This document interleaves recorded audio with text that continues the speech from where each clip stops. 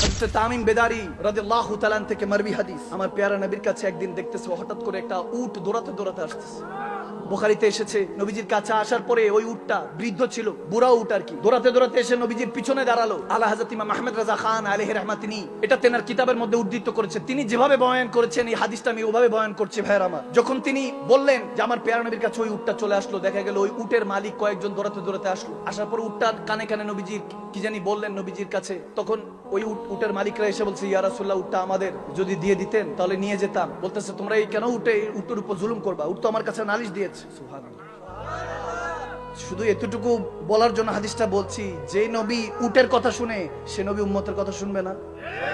আওয়াজ দেন উম্মতে, চিল্লায়ে বলেন না, ঠিক কিনা বলেন না? শুনবে কি? শুনতে পায় কি পায় না? ওয়াল্লামাকা মা লাম তাকুন তাআলাম ওয়া কানা ফাদলুল্লাহি আলাইকা আযীমা। কোরআন খুলে দেখেন, তাফসীর পড়ে দেখেন। আমার আল্লাহ বলেছেন আমি যাকে ভালোবাসি তাকে আমি সব জানিয়ে দেই। আমার নবীকে ডান হাত তুলে লেবাসের যুবকরা বলো, আমার নবীকে আল্লাহ ভালোবাসেন কি বাসেন না? আওয়াজ দিয়ে বলেন, বাসেন কি বাসেন না? সেই নবীর কাছে ওয়াদা করছে। দেখেন উট এসে যখন বলতেছে, বুখারী হাদিস দিচ্ছি, আমাকে ফতোয়া দেওয়ার আগে ইমাম বুখারীকে ফতোয়া দেন। যখন উট এসে লুকিয়েছে, বলতেছে উট নালিশ করেছে, ইয়া রাসূলুল্লাহ, আমি বৃদ্ধ হয়ে গেছি, এতদিন বোঝাটা নাইছে আমারই দিয়া, এখন যখন বৃদ্ধ হয়ে গেছে আমাকে জবাই করে খেতে চাই। ইয়া রাসূলুল্লাহ, আমি আরো একটু বাঁচতে চাই। আল্লাহু আকবার বলেন না সুবহানাল্লাহ। বলে একটু বাঁচতে চাই। নবীজি যখন বলতেছে আমি এই উটের দাম কত, আমি বলো আমি কিনবো, তখন তারাও সাহাবা ছিলেন, বলছে ইয়া রাসূলুল্লাহ, উট যদি আপনারা নিতে চান, ইয়া রাসূলুল্লাহ, আমার মা বাবা আপনার কদমে কোরবান, উট কি জিনিস, হাদিয়া দিয়ে দিলাম, নিয়ে যান আপনি। সুবহানাল্লাহ।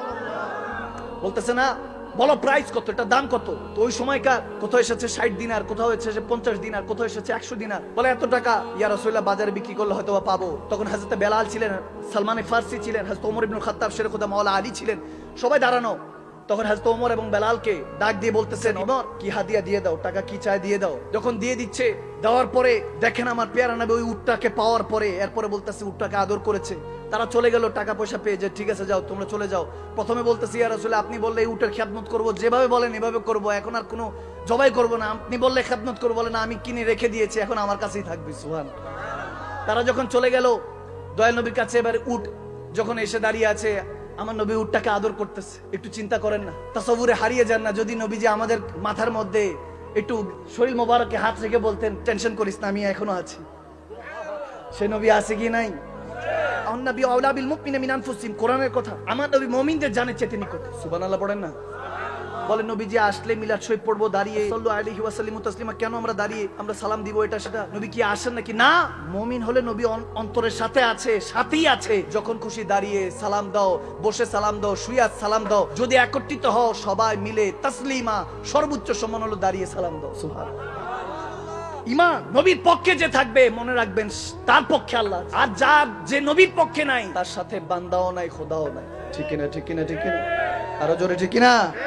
যখন নবীজি আদর করে উটটাকে বলতেছে, যা নিজের মতো আজকে থেকে থাকবি, তোকে আমি আজাদ করছি, সে কান্না করছে। বিদায় নেওয়ার আগে নবীজির কাছে যখন কান্না করছে, উটটাও কান্না, ওই উটটাও কান্না করছে, নবীজিও কান্না করছেন। সাহাবারা দেখে এটা, এই নাজারা দেখে সাহাবারাও কান্না করছেন। একটা পর্যায়ে উট যখন চলে যাচ্ছে, আবার কি মনে করে ফিরে আসলেন। ফিরে আসার পরে নবীজির কানে কানে জানি কি করলেন, নবীজি খুশি হলেন। খুশি হয়ে তার কাছেও দোয়ার মতো হাত তুললেন, দোয়া করলেন, কি জানি বিড়বিড় করলেন। এরপরে উটটা চলে গেল। সাহাবাদের মধ্যে সালমান ফারসি এবং হযরত তামিম বেদারি রাদিয়াল্লাহু তাআলা হাদিসটা বর্ণনা করেছেন। তিনি পর্যন্ত সওয়াল করেছেন, ইয়া রাসূলুল্লাহ, উটটা আপনাকে কি বলেছে, এই উটনিটা কি বলেছে? বলে আমি তাকে তো আজাদ করে দিয়েছি, আমার কাছ থেকে বিদায় নিয়ে চলে গিয়েছিল। কি মনে করে আবার এসে বলতেছি, ইয়া রাসূলুল্লাহ, ইয়া হাবিবাল্লাহ, আমি আপনার উম্মতের জন্য দোয়া করছি, যেমনি ভাবে আপনি আমাকে ছুরি থেকে হেফাজত করেছেন, তেমনি ভাবে কাফেরদের কুফরি থেকে, শয়তানদের শয়তানি থেকে আল্লাহ যাতে আপনার উম্মতকে হেফাজত করে, জাহান্নামের আগুন থেকে হেফাজত করে আপনি নবীর সাথে জান্নাতে যাওয়ার তৌফিক দান করেছেন।